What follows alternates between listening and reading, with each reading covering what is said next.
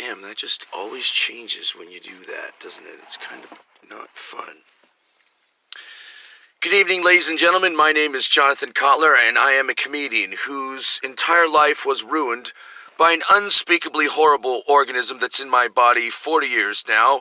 It's called Morgellons. Joni Mitchell has it. I killed it with your dog's medicine, and my skin has been bleeding for about 6 years now, all of which time I've been homeless. And if that is the most depressing, truly unfunny introduction to a comedy set you've ever heard, all I can say is that if you hated that, you're gonna love this. No? Okay. So, I've been homeless off and on for years, and I spent a lot of time on the Venice Boardwalk. People on the Venice Boardwalk really make their living in very strange ways. There's a lady who makes wallets out of duct tape.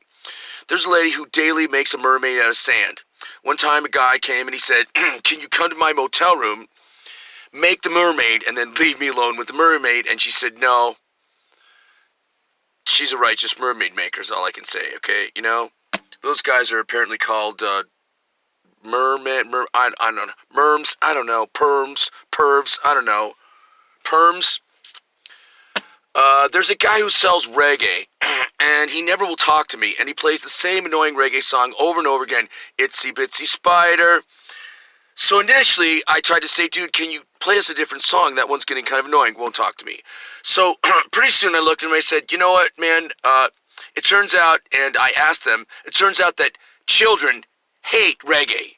I asked them, I said, hey children, do you like reggae? And they went, yeah, Bob Marley. I said, yeah, me too. I said, isn't most reggae kind of crap? They said, yeah, we kind of like Peter Tosh. I said, he was in Bob Marley's band. Me too. I said, did you ever hear Michael Ferrante? They said, who's Michael Ferrante? I said, you know what really sucks is the Itsy Bitsy Spider about a bazillion times from a guy that won't talk to you. Yeah. There's another lady that will write your name on a grain of rice. And, you know, then you got another problem. You got your name on a grain of rice, right? I mean, how are you going to get your name off that grain of rice, right? What if somebody steals your identity, right? You're like, okay, what do we got? We got, digital profile, okay, new ID, everything, okay. Oh shit, the grain of rice. Quick, scrub the grain of rice. Fuck, they're coming. Okay, I didn't really like that last one. I figured I'd put it in there anyways. Okay. Lastly, and, you know, at some point I want to bring out the president when I do the longer version of this, but I don't think we'll do the president tonight because it's a little annoying. There was a guy that I saw on the Venice Boardwalk, a rotund, hippified individual. He was a fat hippie, okay. And I myself used to be a hippie. I'm a former hippie, a reformed hippie. And, you know, they say that underneath every cynic, if you scratch a cynic, you get a broken romantic, right? And that's kind of true. So this fat hippie had a thing where he would ride around with a stick on his head. On this bike, and I got a stick on my head, right? And I would hate on him. And then I would say, come on, John, you're a bleeding heart liberal and a former hippie, you know. It's not cool to hate on the guy. And then I'd be like, fuck that, right? And so in order to stop myself from hating on the guy, I would enter into a dialogue and I would say, you know what, John? That's his brand. His brand? That's his brand, really? Stick on his head? Yeah, that's his brand. That's his way of reaching out to the world. I'm like, fuck his brand. It's fucking dumb. Then I see the guy. Here comes guy with a stick on his head, right? Big old fat belly hanging out of his fucking, right? Just douchey look on his face. Yeah, I can balance a stick on my head. With two of the hottest hippie girls in tow on one skateboard, and they're going to have a threesome, and I never have threesome. Now his fucking brand is working better than my brand.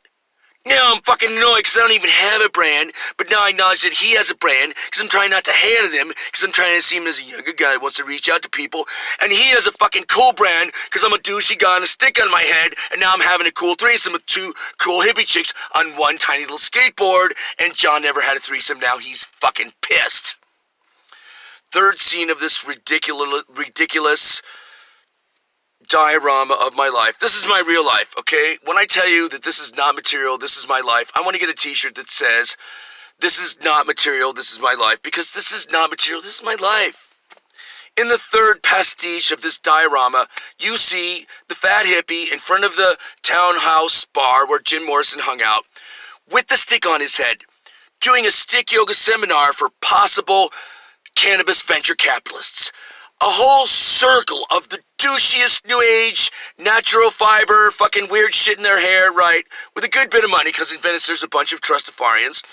And they are there staring at this guy, and he's going, yeah, we're going to have a bar and a healing seminar. We're going to fuel it all with cannabis, and this is how you do the stick yoga. And I'm like, you guys, this is a douchey fat hippie with a fucking stick on his head, okay? You're going to give him money? Don't give him money. Look, I have like 5 really awesome businesses. I need like $150,000 broad spread portfolio. Your kids will never starve. You're not going to listen to me, are you? You're going to listen to the guy with the fucking stick on his head and fuck his brand. So, let's recap. Tried not to hate him. Thought it was his brand. His brand got him a hot threesome. His brand got him a cannabis seminar. He may be doing hot stick yoga right now for $1,000 an hour as we speak, while my brand is still producing. I'm a bleeding comedian. I do not want to bleed on stage. I am sick of being too sick to live, and I'm trying not to hate that fat hippie. So. Okay. We good? I don't know. In the real one, huh? What did you just say? I said, in the real one, and him, and I have this, huh? The fuck? Why don't you understand, huh?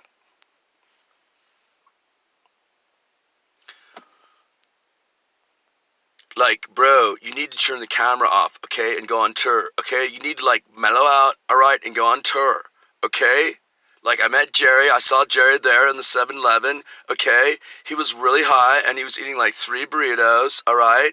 And he had, like, a Slurpee, right? And I was like, yo, Jer, you need to get on a macrobiotic diet next time you go on tour, or you're gonna die because you're an old junkie, and you're wandering around in 7-Eleven at, like, 3 in the morning with, like, 3 burritos and 2 Slurpees, all right? It's not cool. All right, go on tour. Okay, later.